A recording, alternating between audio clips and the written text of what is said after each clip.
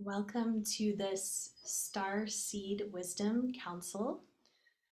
Many of you know me, but if you do not, I'm RaMa, and I am here with a beautiful sister, Sivani Mata Francis.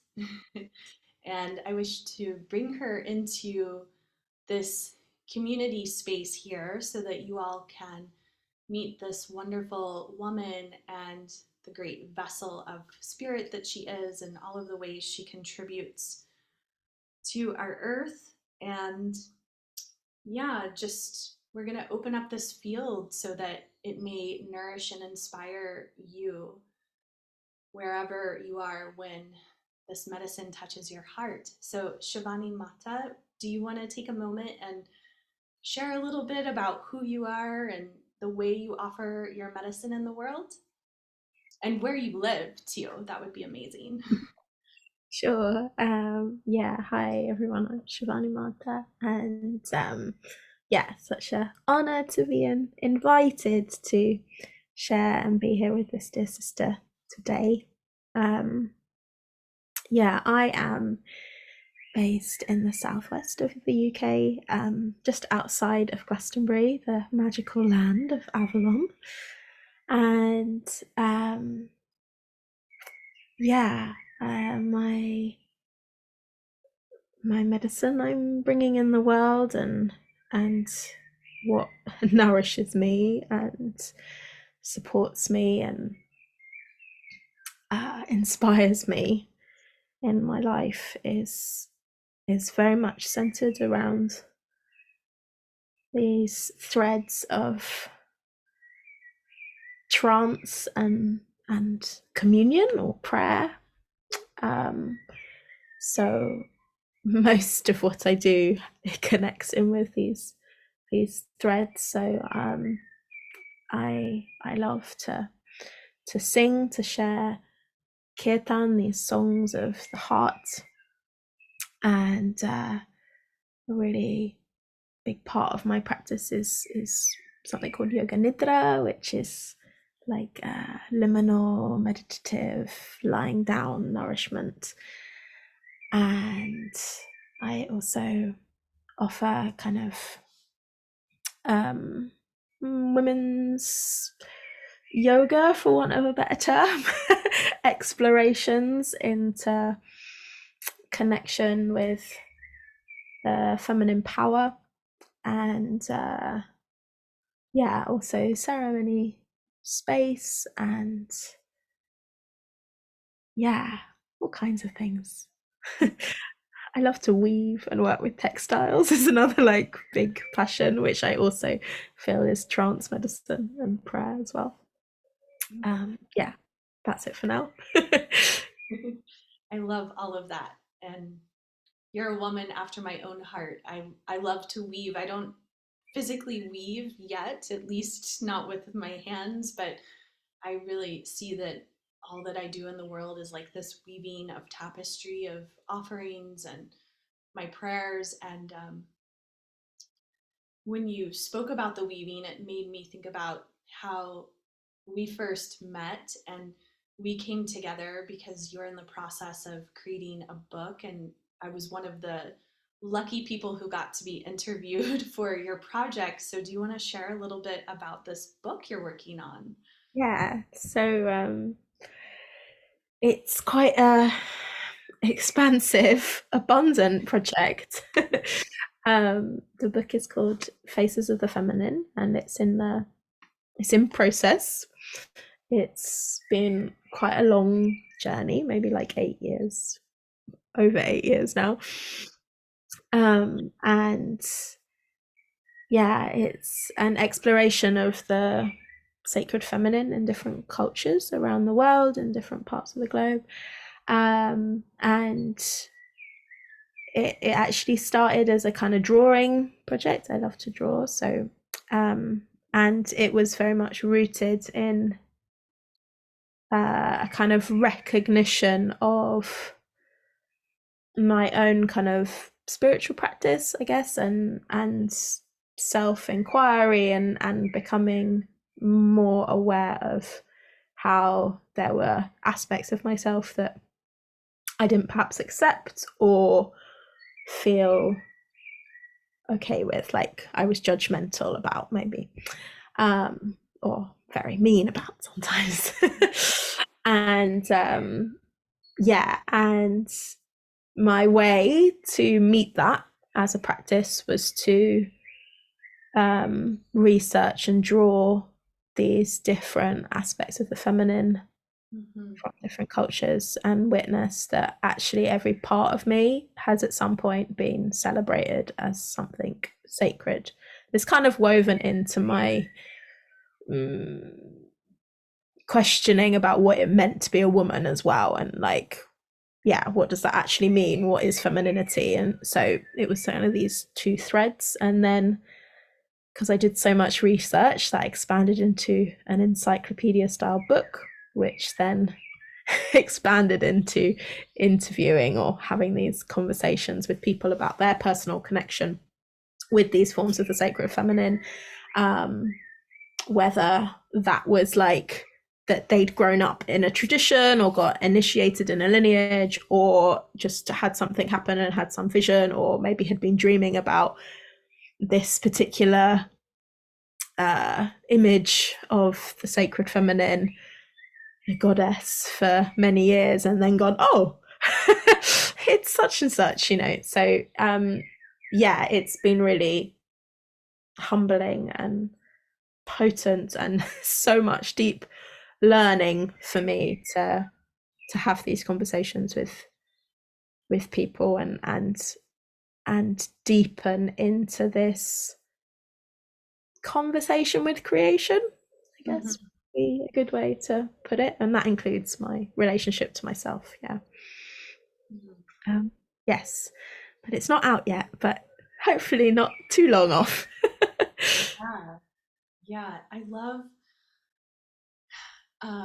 really love what you said about the conversation with sitting with what it means to be a woman and in that femininity, particularly because I think we're at such an interesting time on the planet in the sense that um, I'm sure you have really experienced this in the sense that when we study the feminine and women throughout time and space, we can see that how much the feminine power has been oppressed and suppressed in different spaces and times. And one might think we've really kind of overcome that in the years of the 2020s, but we're at such this interesting crux right now where um, the feminine in some ways, like in our over culture, is losing more power by being suppressed by this ability for kind of anyone to have a baby. And now some, I don't know how it is in the UK, but here in the US, like some practitioners are being told they have to say like person who is pregnant, not woman who is pregnant. And it's just such an interesting time because um, there's this openness about gender, but also in some ways that openness is causing more harm to the feminine. And I'm curious, like, what's your perspective on that, or how do you experience that dialogue? Mm. Yeah, I feel it's a really, I feel like it's a really powerful moment in this dialogue, with so so many voices really speaking out about varying forms of oppression in this time, which I think is so important. and and I feel that it is such an incredible thing to be heard and witnessed and seen to be ourselves, whatever our Mm-hmm. it is. Yeah. And I really believe that if somebody wants to be like, yes, we have it in the UK here as well, this dialogue around use of language, around, as you gave the example, around kind of in the pregnancy scenario. And so using terms like pregnant person or chest feeding instead of breastfeeding. And I feel that this is really important to honor for the people who need this. Like, if that language is needed for them, then this is so powerful and important to honor that and respect that need. But I also really stand up and shout that we need to keep pregnant woman and breastfeeding, like keep the other terms as well, keep, because there are others that this language is really important for as well. There's so you were talking about this journey women have been on, the fight for our freedom and to be recognized as who we are, and actually as part of that journey there's been this interesting kind of process of like that the feminism that was sort of like around equality and kind of this being seen as men almost, which rather than being empowered in our strengths, being empowered through being able to be exactly like something that we perhaps are not. And it's, and one of the potent aspects of what I feel the work I've been really blessed to be involved with and do for myself is around this sense of choice around what words we use for our bodies. Like my dear sister, friend, and teacher Uma Dinsmore Tuli, like she talks about the female body being the first like colonized land. Yes. And how there's so many like names of men in our bodies. It's like, yes, they put the flag down and was like, I discovered this. Fallopian tubes. And it's like, well, no, Dr. Fallopius never had those tubes. They're uterine tubes. Or like the pouch of Douglas. Who's Douglas? I don't want him in my body. Totally.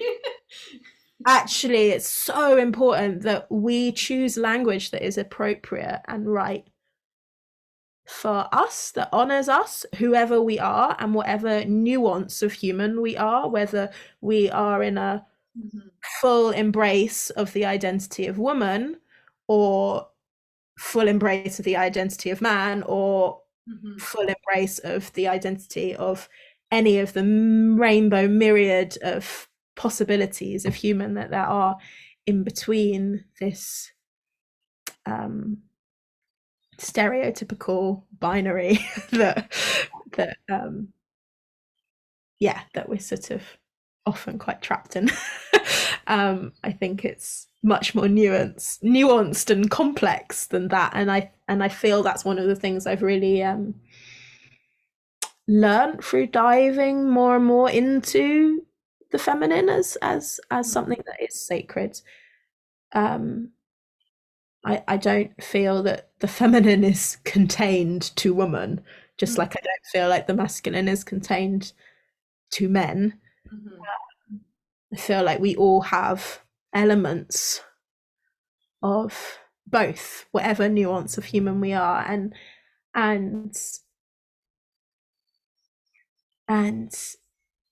this diving into knowing and celebrating all of these facets of who we are and finding our peace with that and really enjoying and delighting in that, has such a profound impact in then our capacity to live our truth, to live what we came here to live, as the Irish poet John O'Donoghue once said. It's like to have the courage to live the life that I've blanked on the on the words. May I have the courage to live the life that I came here for, to live the life that I came here for, and waste my heart on fear no more. You know, it's like to not be afraid, to be ourselves. And I think that's the issue with a lot of the oppressions that happen in the world, is it's like a dictatorship of who each individual is meant to be. And we are all so unique. When you look at nature, there's so many beautiful flowers and plants and all different kinds of creation, and we are just like nature. It's not as simple as we are kind of a factory stamped form of being. There are so many different ways that we as human manifest, and I feel that we have the right to claim and celebrate exactly what it is that is in us to be. Yeah, I felt maybe I rambled a bit, but I hope that answers your question somehow. It did. It was a beautiful snake-like meandering, very feminine in its essence, in my opinion, for whatever it's worth. I love how you spoke about what Uma shares around the feminine body being the first to be colonized in that way.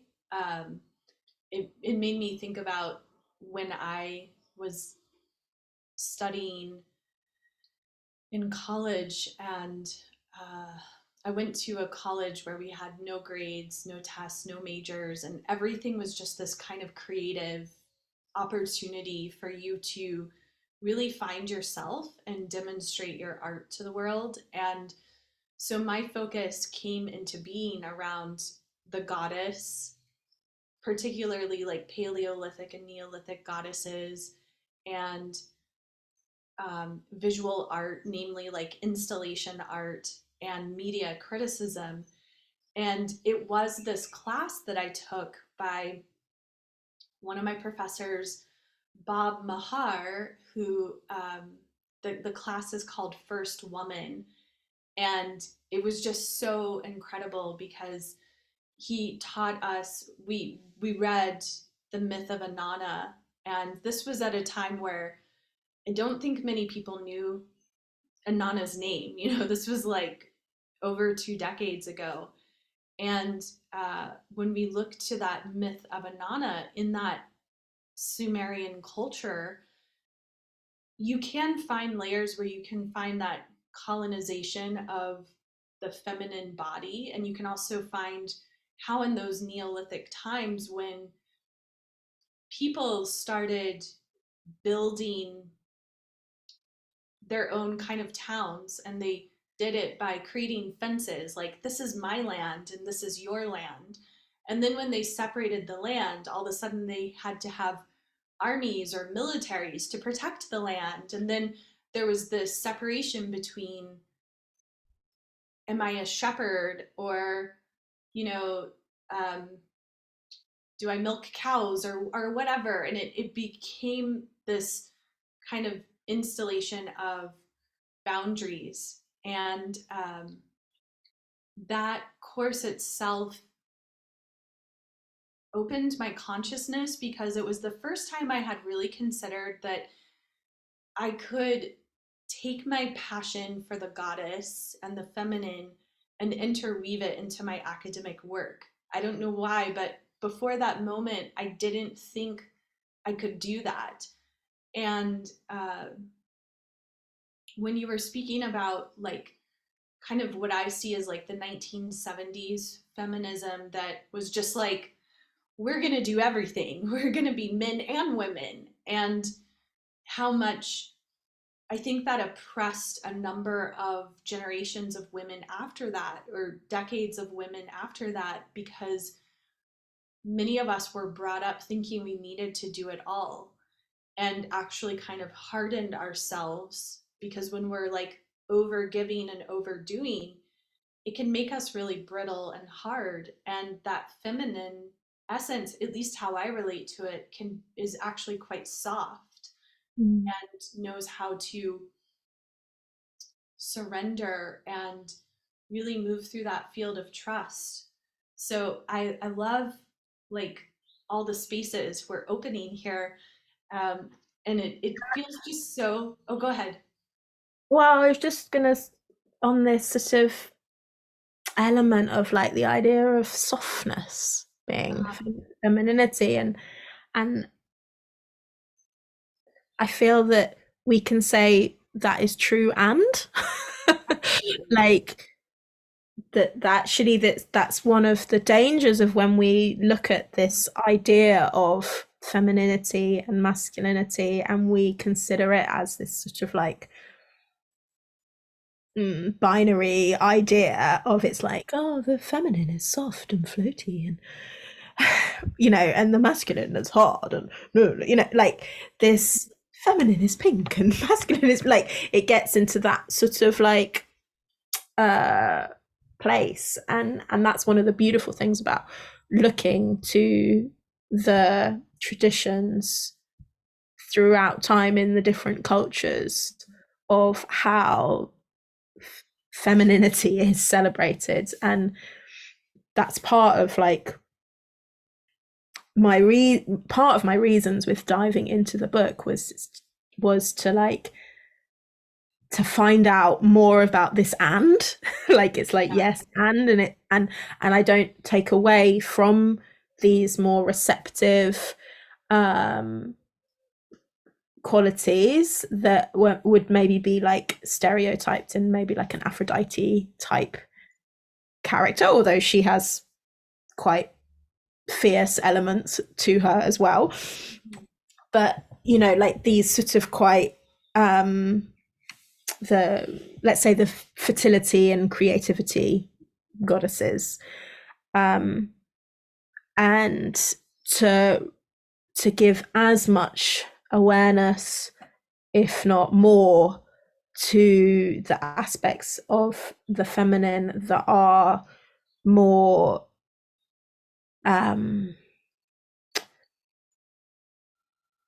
I quite like the term gnarly, like they like really are the soil of the earth. They're like they're not the petal of the rose, they are the thorn, or the roots themselves. Like, and I think this is one of the really potent aspects of what I have really learnt about my relationship with femininity, and Mm-hmm. how I understand it in the world is definitely this like cyclical rhythm, which manifests in so many ways. It's like the seasons of the earth, it's the phases of the moon, it's the Mm-hmm. aspects of the day. It's present in the menstrual cycle, it's present in the breath cycle. Like there's so many places where it appears, and that's never one thing. Like that more soft and receptive place could maybe be more like the spring aspect of the cycle, and then coming into that like bountiful, quite juicy place of the summer where everything is a yes. And that's in this like story that we were talking about of how the like 1970s feminine, it's like we want to be in that productive yes mode like all of the time, which is unrealistic with the nature of how we actually are. And then coming into that more autumnal phase where there's like, it's the perfect time to edit things, and the no is really present, and yeah, there is maybe more of a fierceness there, and yeah, this like wild power, this like more time of magic and yeah, transformation, and then this more wintry time that is very quiet and inward, and a moment to like receive the visions and yeah, reflect on life. And we're never just one of these, we're never one season is what I'm trying to say. Like Totally. we are always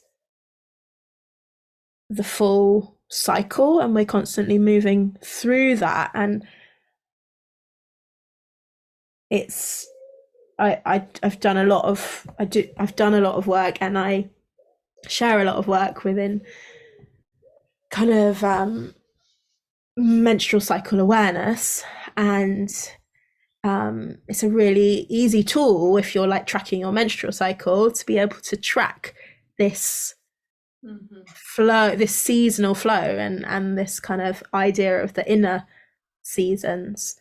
But whether one experiences a menstrual cycle or not, it's like it's still present within all of us, um, Yeah. Within all of creation.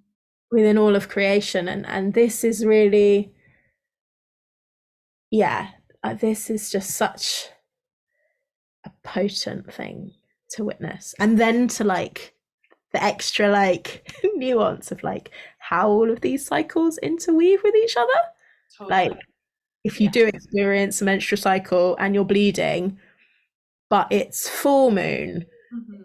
and it's midday and it's in the middle of winter, like how Solstice. interplay, like, Yeah. or like if you're, oh, if you're like ovulating at, you know, the summer solstice and it's a full moon, like how that energy maybe all got amplified, or you know, like how do they interweave with each other. And I know that you work with astrology a lot, and like that's a nuance that I don't have the depth of understanding yet for, but I do kind of notice of like, oh, what sign, like is the moon in a fire sign, and like how that maybe is impacting that other cycle that I'm in. And yeah, it's just so fascinating and not as simple as I feel like a lot of um the kind of mainstream society has tried to make out. Totally. Yes. That over culture has definitely attempted to oversimplify Yeah, it's something not which one size fits all, and nothing it's is. and it's like and it changes moment to moment. And I feel like, yeah, that feminine spirit is so much that yes, and like what you were saying, like, yes, the feminine is soft and it's so many other things. And uh, I love how you brought it into the menstrual cycle because for me, it has been my menstrual cycle that has been my greatest opening to my softness. Because for me, I think maybe I'm different from a number of people in the sense I was really raised with like this awareness of the dark goddess and how to cohabitate with her, and like the hag and the crone. Like those are energies that like I got initiated into in such a particular way from a young age. And so it's almost easier for me to be in those parts of the feminine than sometimes the other pieces. And it's like literally when I'm in my menstrual cycle and if I'm at a place where I'm experiencing a lot of pain or cramping, and I take the time to relax my body and lie down and get in bed and or be on the earth, to be warm, to provide like warming herbs or whatever I need. But really it's been about literally like placing my hands on my womb and breathing into the pain and surrendering to it, that creates this softness that has allowed the cramping to stop. And whenever I've been in those states, and it was something I discovered early on as a teenager, that if I could really like hold the space for the pain, it opened up like the gates of my mind. And it literally started to create this softness where I saw in my life, like I started to see where I was like holding on and like cramping into my life. And so for me, when I used that word softness, like that was my kind of interpretation of that. And I wanted to speak to that because I love how you brought up like what you share with people about the menstrual cycle and the different cycles of nature, like the cycles of the moon and the sun, and how we interweave with them. And regardless of whether we have a moon time or not, like we're all like in these cycles, and that when we look to this realm of nature, we can see how unique we are. And also, like when we really get curious about those cycles and how we cycle in our own lives, there's so much we can open within our own consciousness. So yeah, I love like the depth of this, because I feel like one thing I've experienced in the brief time I've known you, I mean, I feel like it's been like about 6 months now, or maybe a little more, but it's not been very long, is that I feel like part of your medicine, beyond all the beautiful things you named, is that you're very aware of language and words and how people are using words. And I really love that about you. And I just want to like speak that into this space because um, I think, especially in American culture, a lot of us just kind of throw around language with not always thinking about it so deeply. And I've just noticed that poignancy that you bring to space and wordage. So I want to, like, honor that here. And actually, that's been a really big process for me, that Hmm. diving more and more into this. I feel like I've used this word a lot, but nuances of like language. And that's something I bring to the book also, like that sometimes I'll talk about the etymology of the names of these sacred feminine forms, and I've learned a lot about how people speak through the conversations I've been having through the book as well, and how I speak, and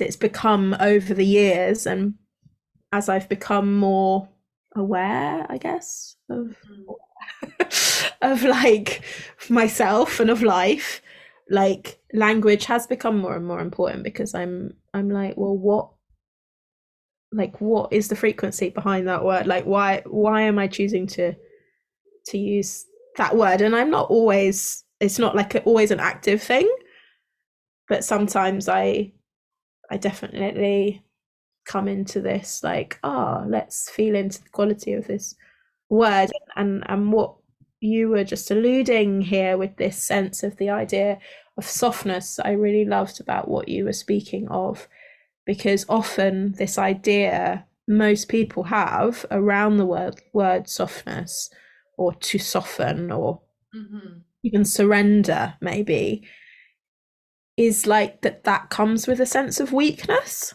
that Mm-hmm. soft equals weakness, which what you described and what I really feel also myself is it's completely the opposite of that. What Mm-hmm. you've just spoken of, it's like to come into this place of softness actually took a lot of courage. It wasn't the easy thing to do. It Mm-hmm. wasn't the like, like Yeah, I'll just take the easy route, like the soft route would. it's not dainty. No, it's like It's it takes a fierce. lot of power to actually soften. And yeah, It's not like the Victorian, like we're like sipping on our tea and having our crumpets and we're just like, you know, in the Monet painting as like women have been portrayed, because when you think about gynecology, right, and like the naming of these female organs, like naming them after these dudes is just, it's hilarious. And that was like around those Victorian times too. Yeah, it's terrible. It's So I lots of, really think that's a whole other conversation in itself. But I really, if you haven't already thought about this use of language in the human body, I know less about male body terms mhm, and actually about body terms in general. I just know about like everything surrounding the cunt, surrounding the vulva, the womb, yeah. like that's my sort of area of knowledge of Mhm. body language, I guess.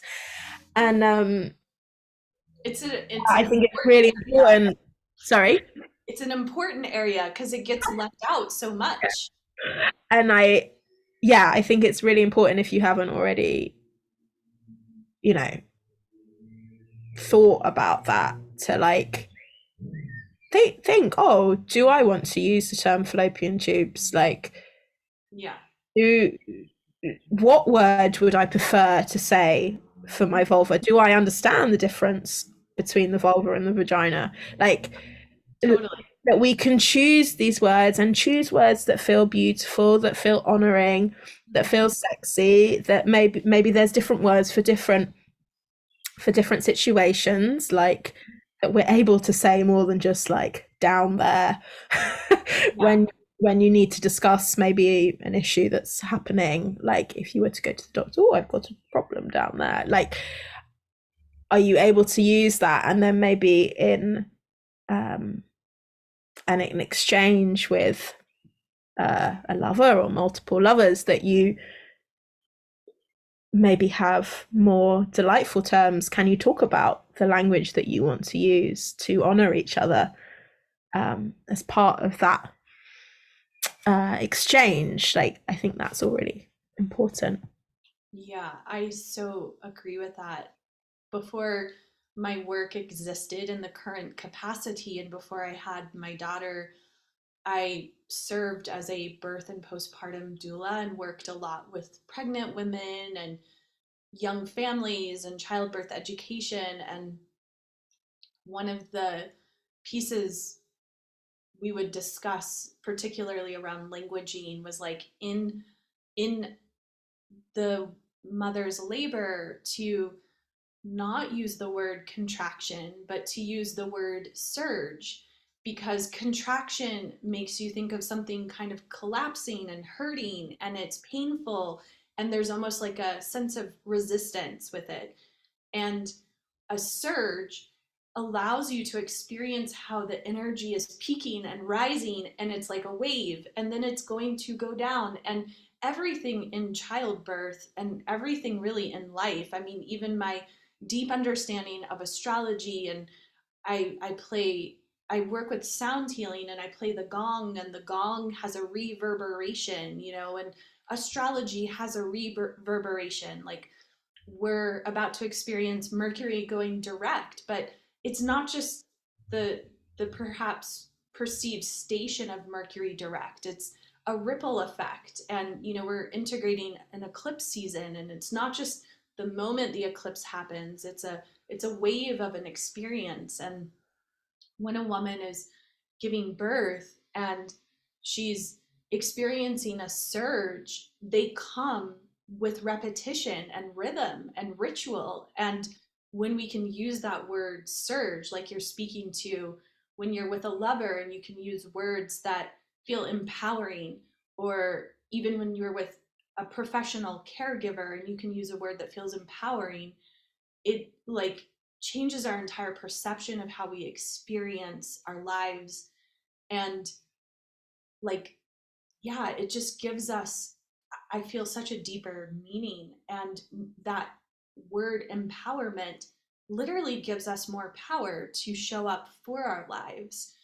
Like, I had sat with over 20 women before I myself was pregnant, and it was in my own pregnancy and childbirth experience that all the things I had taught and shared I got to literally feel them in my body.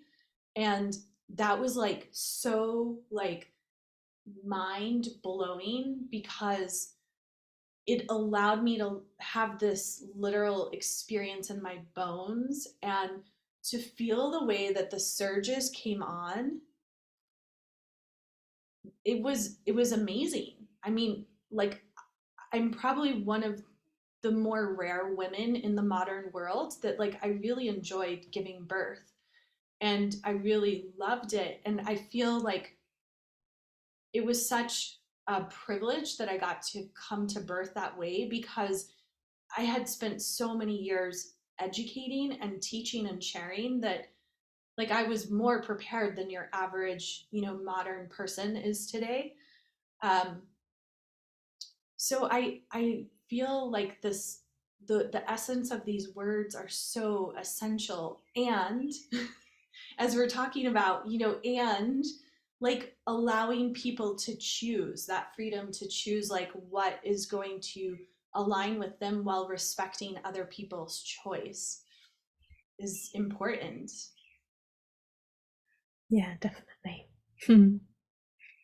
When you were compiling your research, or as you're compiling your research, have you come to love a goddess more or like create a greater relationship with a particular goddess or Mhm. feminine aspect that kind of surprised you? Ah, that surprised me. Um, hmm. Well, I already had like a devotional relationship and devotional practice with the goddess, in a few different varying manifestations. And yeah, as I've dived into this exploration through the book, I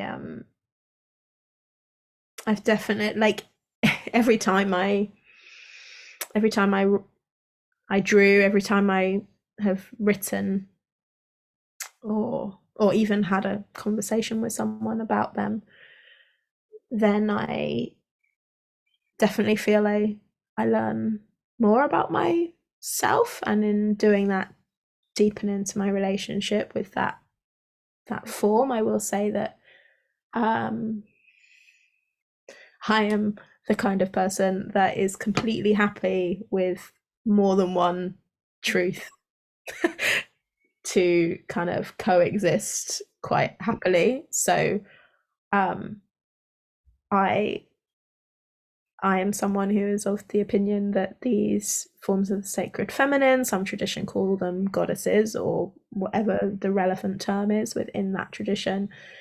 Um,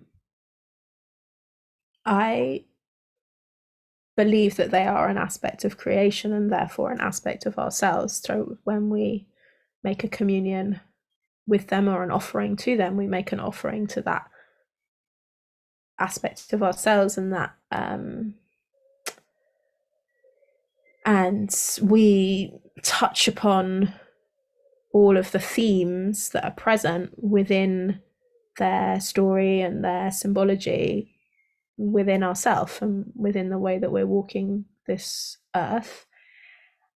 And at the same time, I'm super into the imagery, and I'm really happy to um, believe that these stories are real. The mythology, like I don't. Some people can't get their head around that element of it, um, but Mhm. yeah, I'm also of the kind of inclination to appreciate a uh, form, a personification of these energies, and celebrate that as well. And yeah, so as I've dived with them, I'm trying to think of what they're definitely. I've definitely grown relationships with ones that I didn't already have a relationship with before. And surprising, maybe Mary Magdalene actually was like one that I had no real connection to before writing the book. And I really I really felt her in a strong way as I wrote her. And particularly sometimes, like, I've written about a form of the sacred feminine, and then maybe done some conversations with people, and then gone back and then maybe rewritten it. Not necessarily to do with the conversation, or maybe like the conversation has just said like one little thing which has then opened up me to write a whole another 2 paragraphs, because I've just pulled on that thread and unraveled this entirety. And that happened quite a lot with Mary Magdalene. Like, I definitely felt like I understood her from quite a surface place from the beginning, and I just kept finding threads to pull and being like, oh, and there's this whole window of belief that's also present, that she had this like sexual relationship with Jesus, and then, oh look, I've like come into this understanding of finding this like the Gospel of Mary, that ain't like an ancient text that is hers, and all of these like extra details that are maybe not so mainstream known, I guess. And this is really exciting when you like open the doors to different aspects of someone you maybe thought you knew a little bit about. and this has taught me a lot about this kind of, I think, aspect of misunderstanding. I think Magdalene is a real like, she shows us how one can be misinterpreted. And so many believe this idea of her as this like kind of a bit of a good for nothing whore. Like, and actually you can open this whole door, this whole window to like that she held the mysteries of the priestess. And I'm trying to be careful to not like go into like the whole, we could be talking about it for hours if we like started pulling on the threads. But yeah, there's this like and there was something very helpful in that learning for me, of like how how is she presented to the world, and what actually maybe can we begin to feel of her true nature. And I think that's the same for us, of like, how are we perceived in the world, and how much of that is real, and what is really underneath that, and what do we allow to be seen, and what do we allow ourselves to know about ourselves. Like, I think often, yes, there are the projections of others, but there's also what we allow ourselves. Like, often we don't tell the truth to ourselves about who we are. We can't face it. And the more we can like say yes and acknowledge all these different aspects of ourselves, the more we can live in our truth. It like, the more empowered and in alignment we are in our being, and the more at peace and in harmony we are with everything around us. And yeah, it's a big learning and a big journey. I feel like yeah, constantly at the beginning, even though I've walked many steps on the path, like there's so much to it, and I'm constantly learning more about myself that it's really big and not always easy. Mm-hmm. Yeah. Yeah, I feel so much of what you've just expressed, and loved that you brought Mary Magdalene into the space, because I feel such a similar resonance with her, in the sense that when I started offering pilgrimages, it was as I was preparing for my first pilgrimage, I had so many themes about what we were going to do and the focus.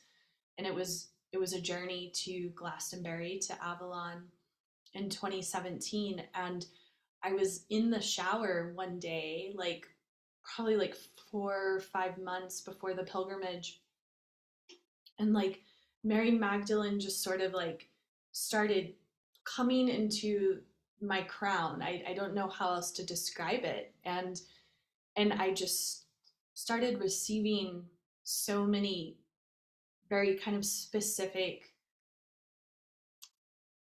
uh, directives around my pilgrimages and so many things. And prior to that, I mean, I knew who she was, and I knew her archetype beyond, the sacred whore. And I've seen a lot in the, we could say, the resurgence of the feminine power, how many kind of flock to this concept of Mary Magdalene. And there's a lot of like Mary Magdalene priestesses. And I had seen that on the rise. And so for me, I kind of wanted to shirk away from being lumped into that, only because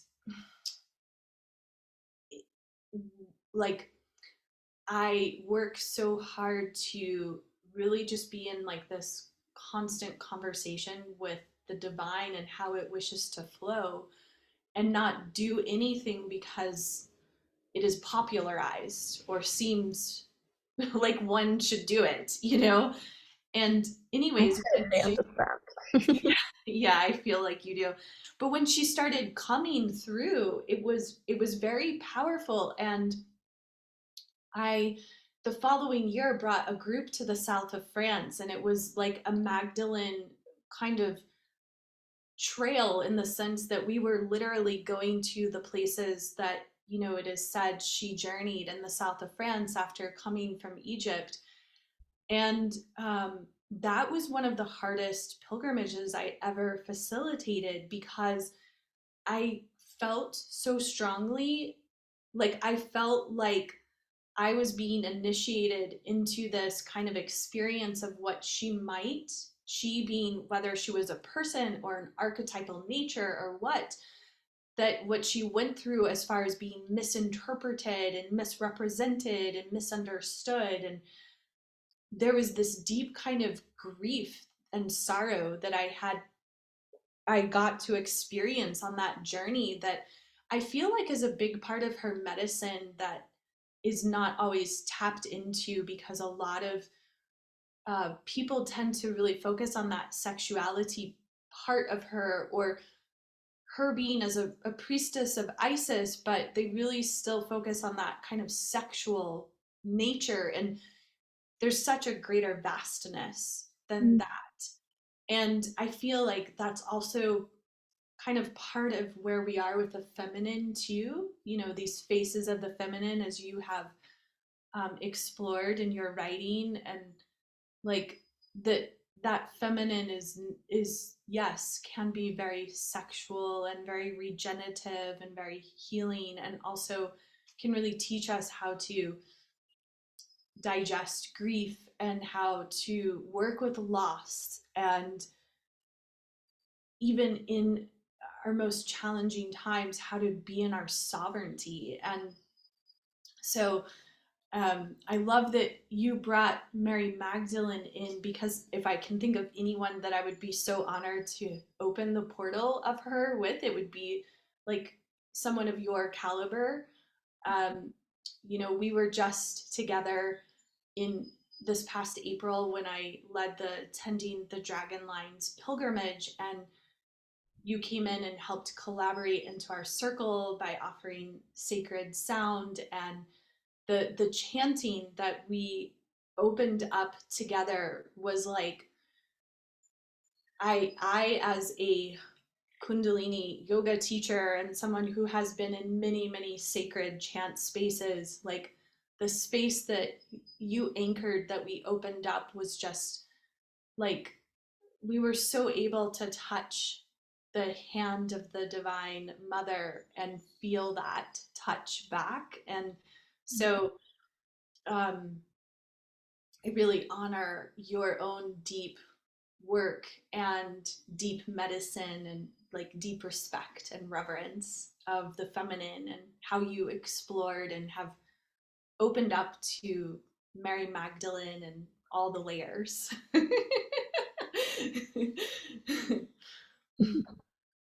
Mm.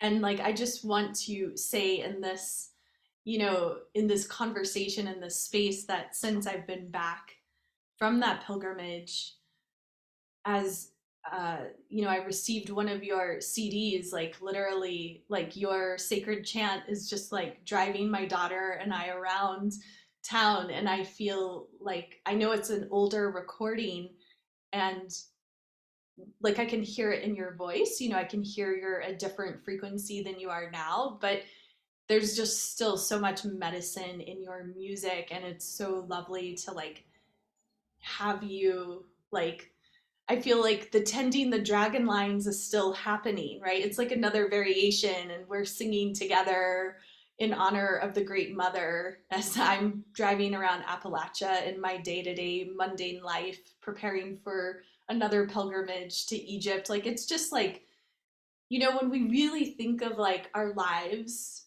and like the beauty of even the mundane, like there's so many blessings, and when we can really step into that sacred space, it just amplifies.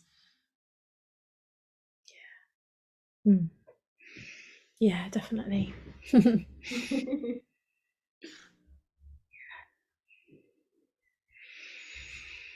Mm.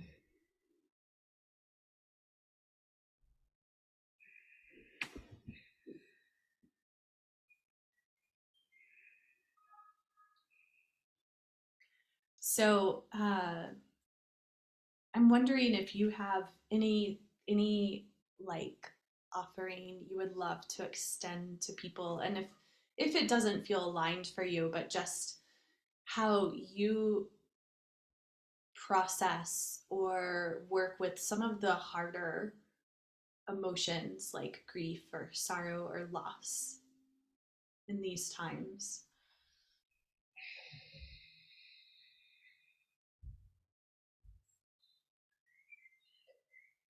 Yeah. I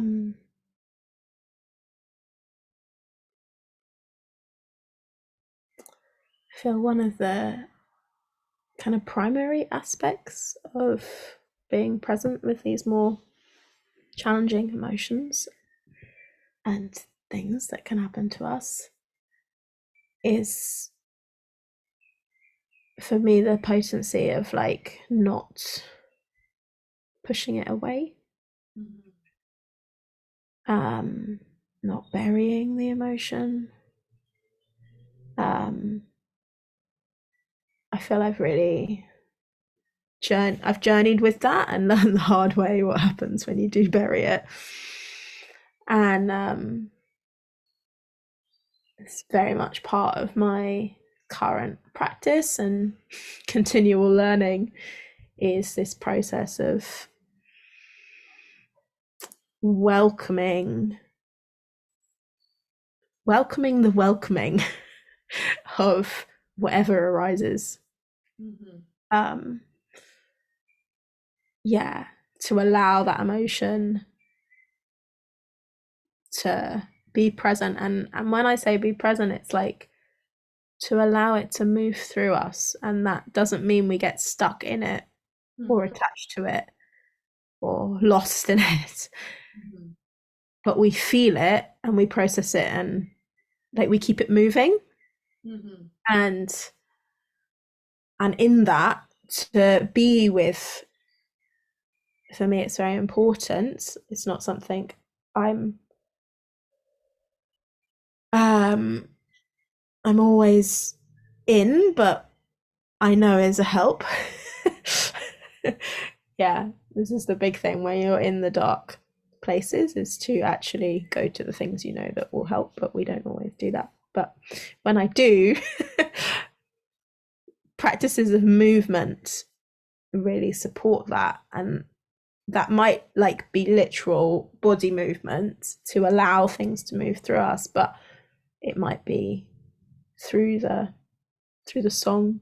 It moves so much energetically in the system without like a cognitive thing of like, now I'm working with my grief. It's just like, just sing, see what happens, and go into that deep rhythm, and that returns us to the beginning of the conversation of like, trance is about rhythm.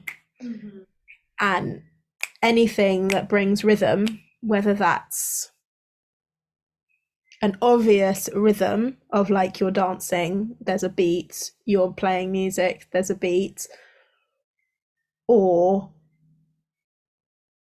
the rhythm of these like other kinds of meditative practice. I'm like, that's my like weaving, putting the shuttle through.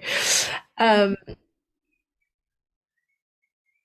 feel this sense of rhythm brings harmony, you know, music. Good music is in tune, it is in harmony with itself. And being in that pulse, in that rhythm with whatever it is that we're doing, also invites this sense of harmony into ourselves. Yeah. I love that, the rhythm. I feel like that like rhythmic kind of awareness is what so many lost souls are craving for in their lives, is some more rhythm. Like, you know, when we just kind of scroll mindlessly on our devices and we think about our modern lives, many of us have gotten away from the rhythms of nature and the ways we used to collect our food and connect with the earth and give offerings regularly, and when we can invoke that rhythm, it helps us to align with the stars and the sun and the moon and our tides within. Yeah. I don't remember if we spoke about her, but there's a very dear goddess. She's a weaver goddess. Do you know about Neat from ancient Egypt?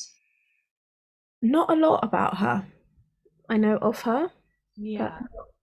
not much. Yeah. She's trying to pull from my threads in my head. She's the one that has this shape. It's like a circle with the on her head.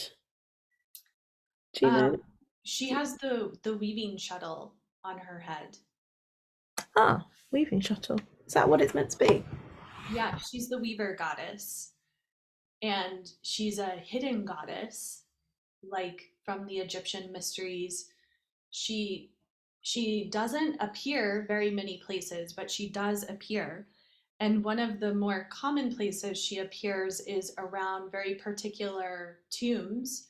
Um, she will protect the tomb space with three other goddesses, Serket, Isis, and Nephis.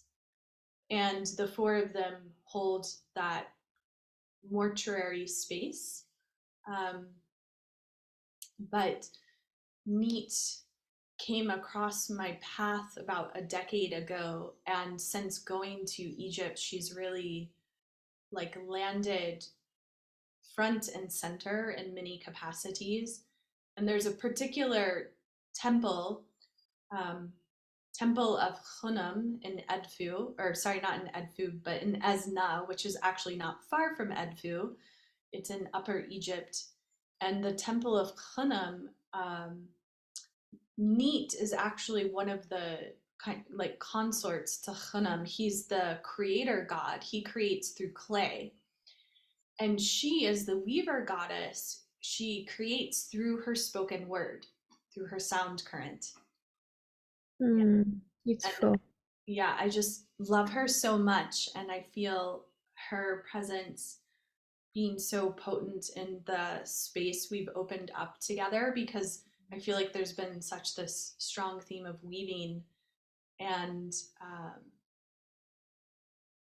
yeah, I myself have been in the process of writing a book since 2018, and Neat is sort of the hand that is assisting me.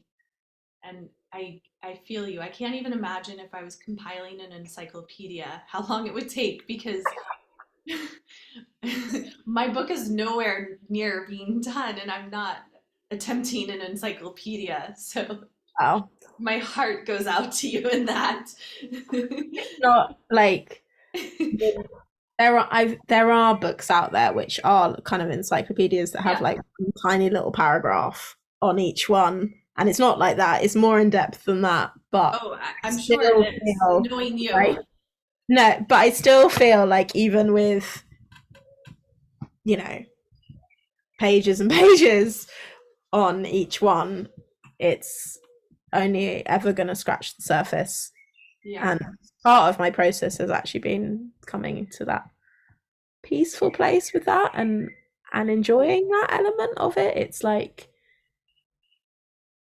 yeah, well, we've talked about this idea of the threads. It's like it's Mhm. just a little bit of a thread that you can begin to follow and see where it takes you. Yeah. Yeah. How do you create boundaries on the boundlessness of creation? Yeah, and um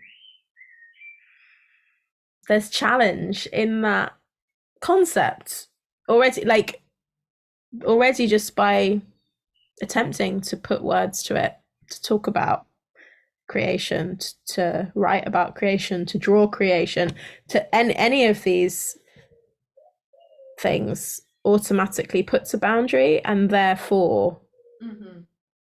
can never actually Yeah. um, portray the, well, there would be words in this place, but there are no words. Yeah, totally. There's no words. I'm with you. See what that is. Yeah.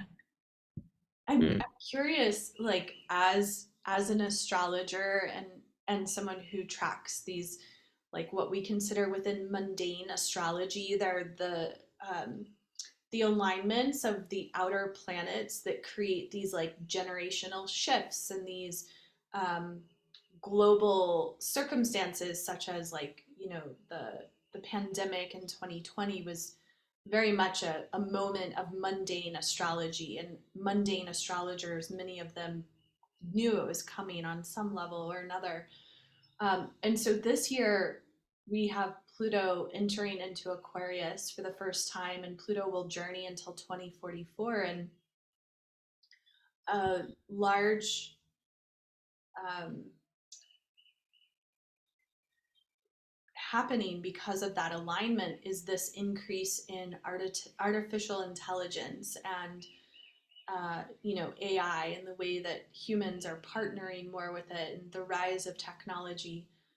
So I'm curious, like, how do you relate to what you hear and see in the world changing around you in conjunction with your connection to the feminine and this like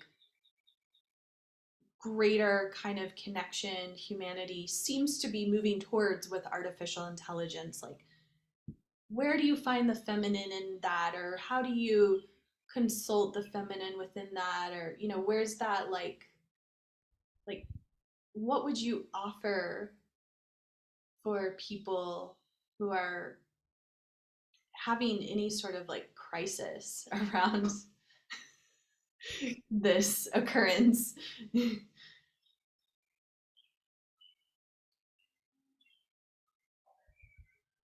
Yeah, I feel it's this is a big big door to be opening into this. And it's in some ways quite incomprehensible for me, and speaks to this theme of complicatedness, complexity that we as humans have been nurturing for generations and have created quite complicated lives for ourselves. That is actually quite challenging. Yeah. There's all this sort of story of like all these labor saving technologies, be that something as simple as like, I don't know, I'm thinking about the thing that's popping into my head is this funny device that peels an apple and cores it, and I'm like, these, and that's like that's a silly example, and what you're speaking of is like the extreme opposite end of the spectrum of that, but I feel they're in the same arena. Mm-hmm. And actually, I'm going to bring this conversation back to weaving and this sense of returning to the simplicity of life, and actually these labor saving tools somehow remove our relationship of value, because it seems so easy. We can just press a button and create music based on such and such. Mm-hmm. Press a button and create this piece of art. There, I don't personally. As an artist, in multidisciplinary artists, I don't feel like any kind of technology can ever portray the true process that a person goes through when they pour their heart into their art, be that music or visually or whatever it is. And in this way, it's very dangerous to think that we can replicate that in these sorts of technologies. And for me, I don't live super simply. Like, I could become much more simply, and I invite that more and more into my life. And part of that really is coming back to cloth, and the value of cloth is so important to me, and something that I feel is often unrecognized. Like buying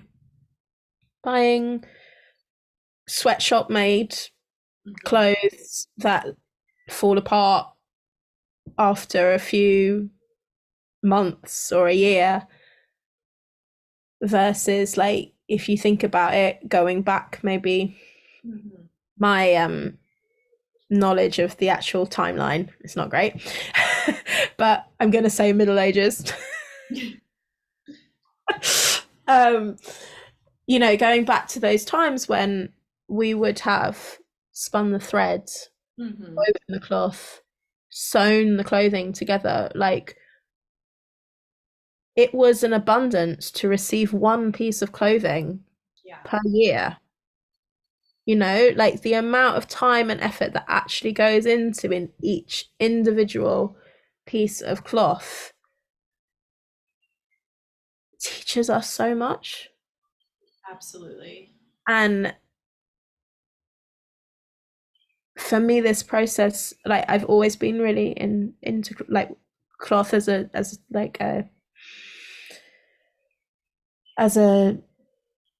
like young girl and into my teenage years. I made the majority of my clothing, and a lot of my clothing has been secondhand that I have got over the years. I do also obviously have bought things as well, but like these ancient techniques speaks just so deeply to me. I'm in the process at the moment. I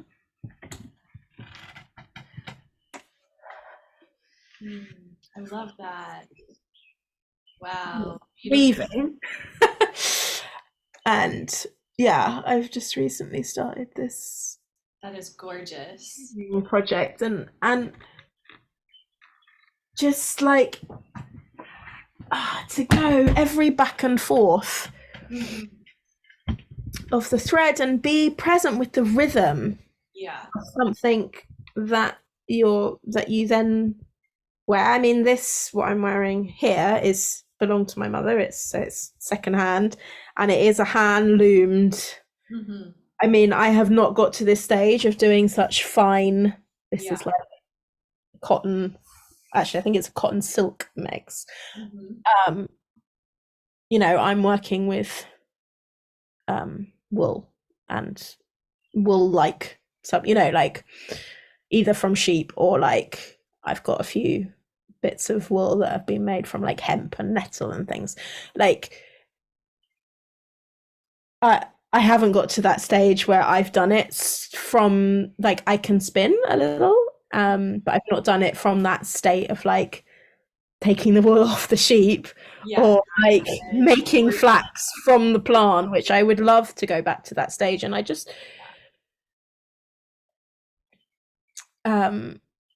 you know, and this discussion can be applied to a lot of aspects of our lives, you know, buying food in the supermarket and having no concept of where that came from, you know, like coming back to the roots, coming back to that simplicity of really knowing how things are made and valuing what has gone into something. Yeah. Feel like this AI is spurring our disposable culture. Yeah. Which I don't believe is a good thing in any way. Yeah, that was such a beautiful example. The spaces you opened with that, this like process based and really being attentive and aware of every step of how we're interacting with one another and creation. It's so interesting because the scarf that I'm wearing, I got this January when I was in Tamil Nadu in the south of India, and I bought this and a few other pieces at a place where they literally do all the weaving there, and it was so potent to sit and witness the weaving and think about cloth and how so many people just consume, consume, consume, not really realizing all the layers and the steps that once were needed, and that some are still holding those traditions. So I feel that we have woven so much together in our time, and I'm so grateful for you, Shivani Mata, and offering your time in this space and your knowledge and wisdom into this field, and your reverence for the great feminine. So thank you. Thank you, Rama. It's such an honor to speak with you. I really appreciate all of our exchanges that we've had so far. All of the ways we've woven, and all many, of our work. many, many more, a multitude more. Is there anything you wish to offer into this space before we conclude? Um, no, I think I mean, yeah, we could open door. We could speak for hours. We could open doors to so much more. But yeah, I think this feels like, yeah, perfect moment to close. And yeah, I'm findable if you want to connect more with me. I'm, yeah, Rama, if you'll put my website in the Absolutely. text of this video. Absolutely. Everything will be available for people. Do you just want to give your website Yeah, verbally so it's here as well in yeah, it's audio? ShivaniMata .co.uk. And I guess if you can see it, you can see because our names are on the Zoom, so you can see how to spell it, and yeah, you can see the stuff I'm doing in the world. Some things are, yeah, I'm not doing a lot at the moment out in the world, but it will build again in a little while. And I'm in a moment of inward. We all ebb and flow in those divine ways. Well, many, many blessings and much gratitude to you for offering yourself into this space. And thank you for all the ways you serve the source consciousness in these times. We need your medicine here on the planet. So thank you for all that you offer. Thank you, sister.